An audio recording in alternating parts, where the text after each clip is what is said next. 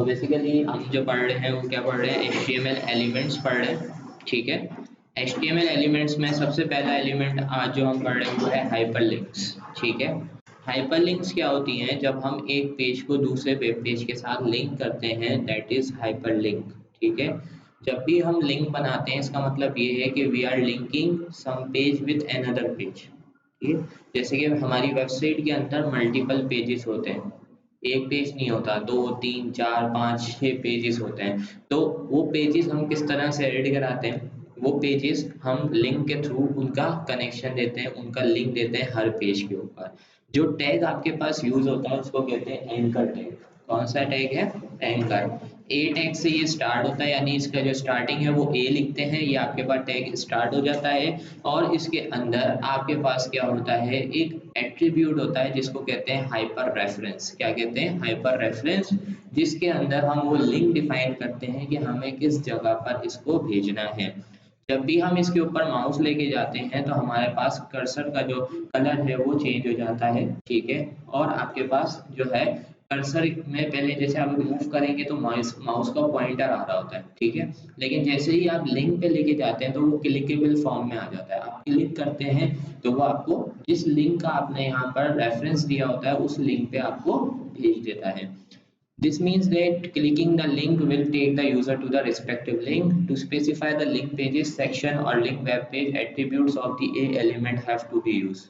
तो अगर आपको क्या करनी है, लिंकिंग करनी है किसी वेब पेज की या एक ही पेज के अंदर कोई सेक्शन की आपको क्या करनी है, कुछ आपको लिंकिंग करनी है, तो उसके लिए आपको ए टैग के एलिमेंट्स के जो हैं वो एट्रीब्यूट्स पता होने चाहिए। So these are some of the attributes. ठीक है, सबसे पहला एट्रीब्यूट है हाइपरलिंक। ठीक है, हाइपर रेफरेंस, इसके अंदर आप वो बताते हैं लिंक। ठीक है, जिधर आपने वेबसाइट को भेजना है दूसरे पेज पे। हाइपर लैंग्वेज की उसकी आपकी जो डेस्टिनेशन है उसकी लैंग्वेज क्या होगी, और आप वेब पेज का वो सेक्शन बताते हैं जिसको आपने लिंक करना है। अगर आप एक ही पेज में लिंक कराना चाह रहे हैं, यानी आपने कहा भाई ऊपर से क्लिक करें तो नीचे एक सेक्शन बना हुआ है उसके अंदर जाना है, दूसरे पेज पे नहीं जाना, उसी सेक्शन के अंदर जाना है, तो आप एक नाम दे देते हैं सेक्शन का। ठीक है, और उसको कॉल करा लेते हैं तो वो वहां पर चले जाता है। ठीक है, अब यहाँ पर ठीक है, so basically this is the example. यहाँ पर देखें कि आपका जो ए टैग है वो आपके पास क्या करता है, प्रोवाइड करता है हाइपरलिंक। ये एक एग्जांपल है, जैसे हमने लिखा ए हाइपर रेफरेंस इक्वल टू, इसके अंदर ये वेबसाइट का लिंक दिया है।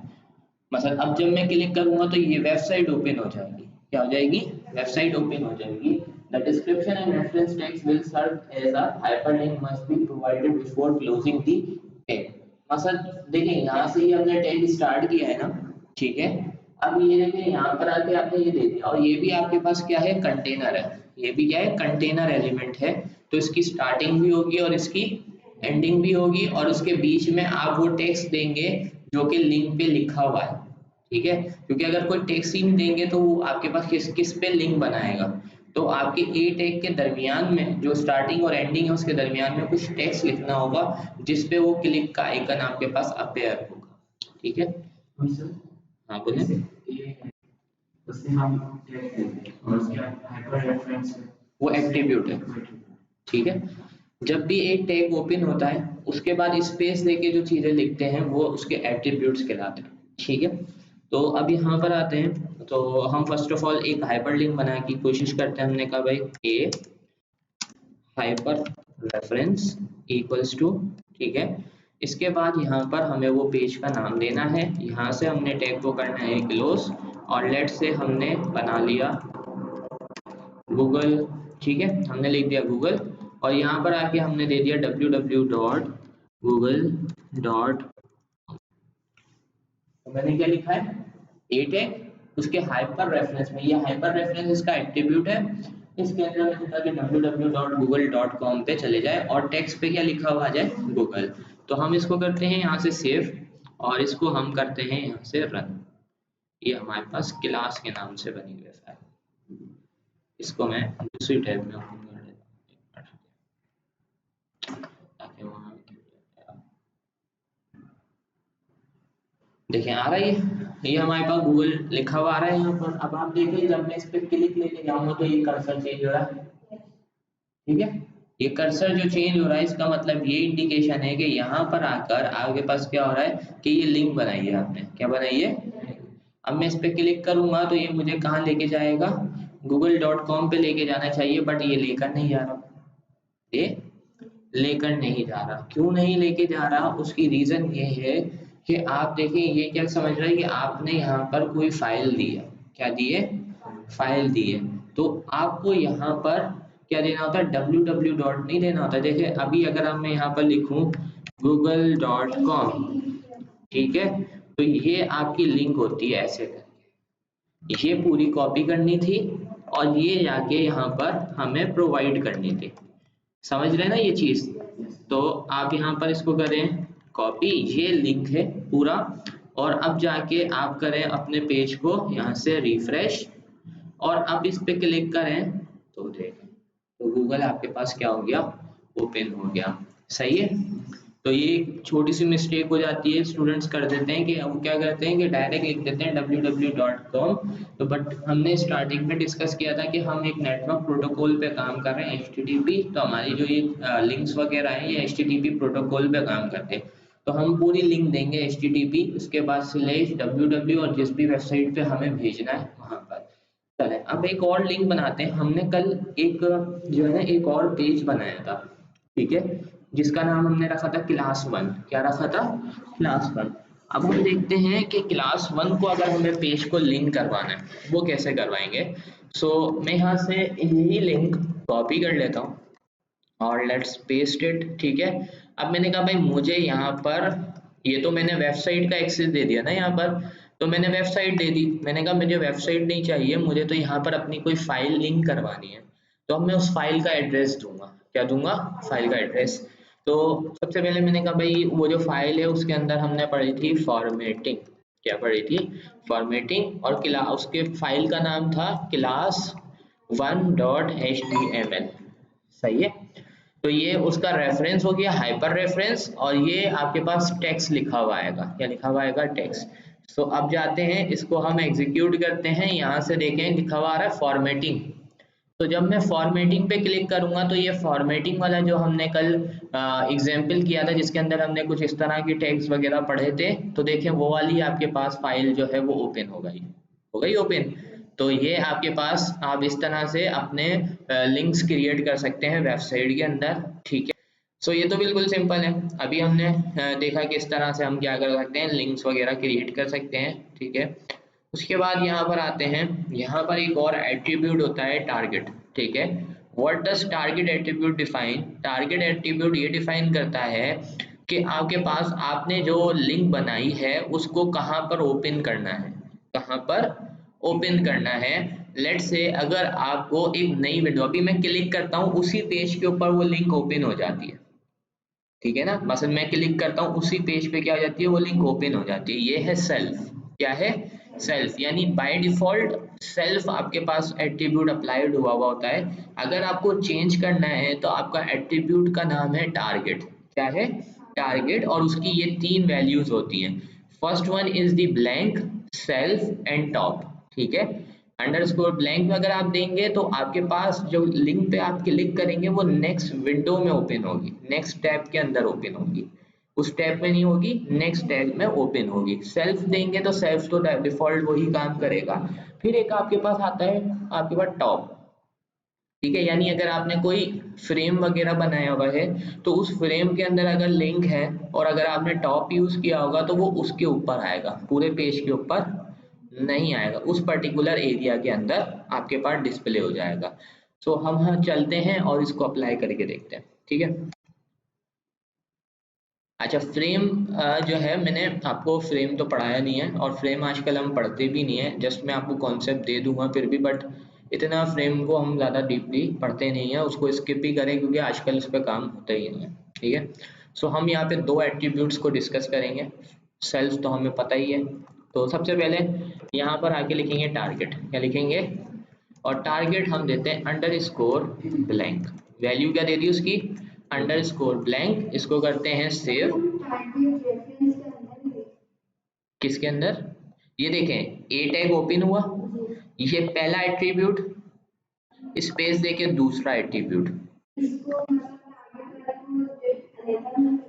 नहीं ना, इसी के अंदर आप इसी लिंक को ब्लैंक पे देना चाहते हैं ना, तो आप इसी के साथ टारगेट एट्रीब्यूट यूज करेंगे। अगर आप इस पे भी यूज करना चाहते हैं तो फिर इसके साथ भी आके टारगेट एट्रीब्यूट डिफाइन करेंगे। सही है।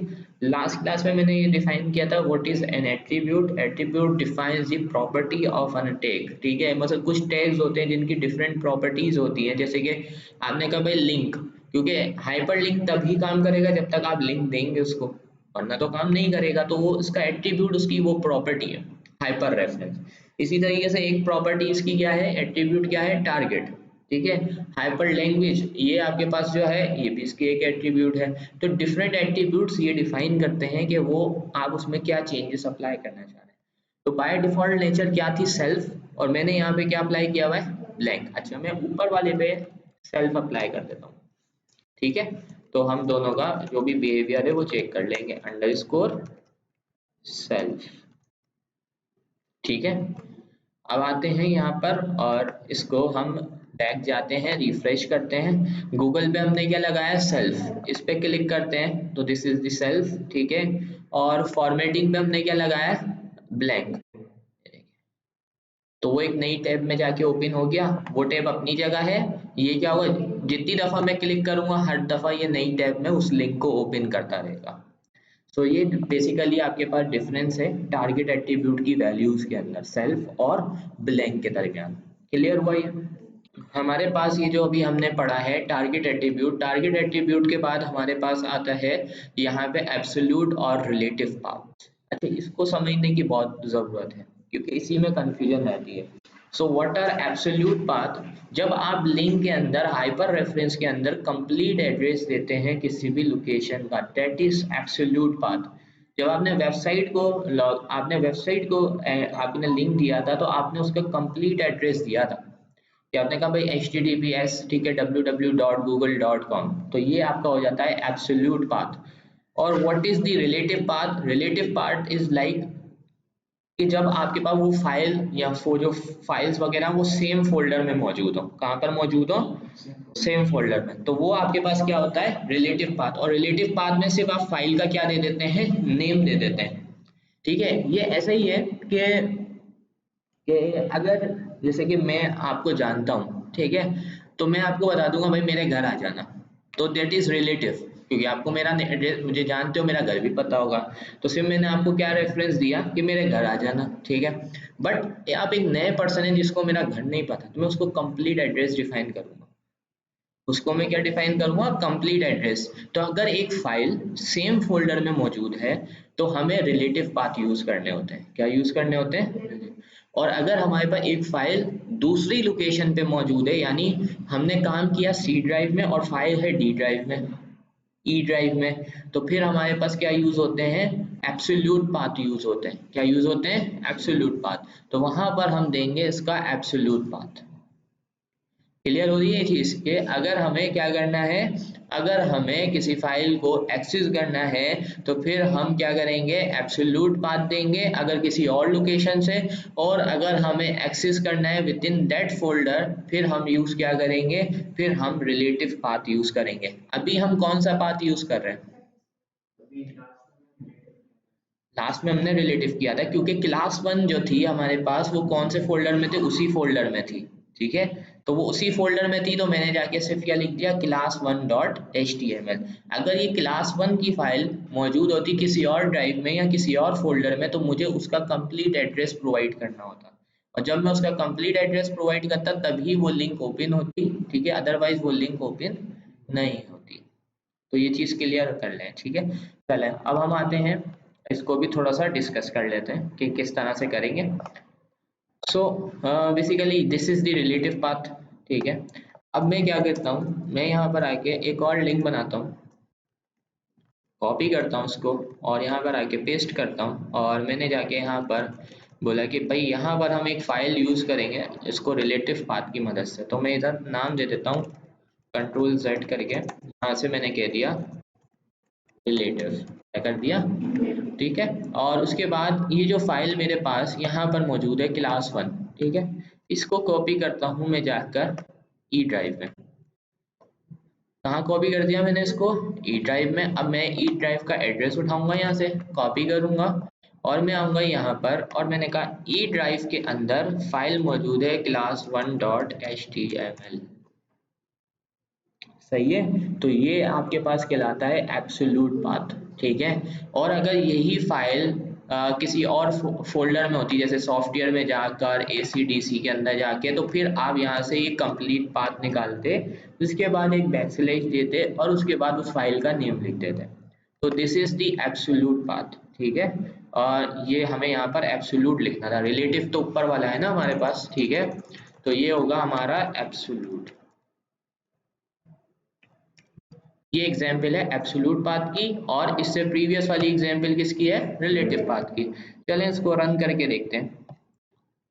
सो मैं इसको रिफ्रेश करता हूँ, यहाँ पर एब्सोल्यूट आ रहा है, ओपन हो गया, वो फाइल ओपन हो गई। तो this is the absolute path.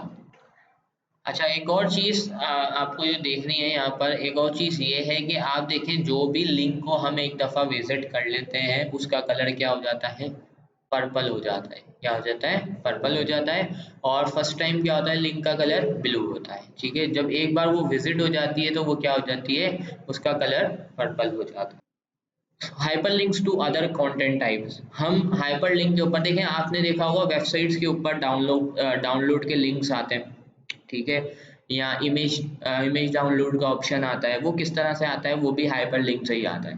क्या आता है, हाइपरलिंक से। आप हाइपरलिंक में जाकर वो फाइल का एड्रेस दे देंगे तो वो फाइल आपके पास क्या हो जाती है, वहां पर डाउनलोड हो जाती है। यानी अगर मेरे पास एक ऐसी फाइल पड़ी हुई है, जैसे कि मैं बोलता हूँ कि मेरे पास एक फाइल पड़ी हुई है .exe, और वो जाके मैं हाइपर लिंक के अंदर दे देता हूँ, तो अब क्या होगा, क्योंकि वो ओपन तो हो नहीं सकती ब्राउजर के ऊपर, जैसे जिप फाइल है वो ब्राउजर पे ओपन नहीं हो सकती, इसी तरीके से exe फाइल आपके पास ओपन नहीं हो सकती। तो आप जब उस पर क्लिक करेंगे तो वो क्या हो जाएगी, डाउनलोड हो जाएगी। वो क्या हो जाएगी, डाउनलोड हो जाएगी। तो आप इसी तरीके से क्या कर सकते हैं, कोई भी फाइल रखें अपने फोल्डर के अंदर, वो फोल्डर के अंदर रख के उसका लिंक दे दें तो ऑटोमेटिकली वो क्या हो जाएगी, डाउनलोड हो जाएगी।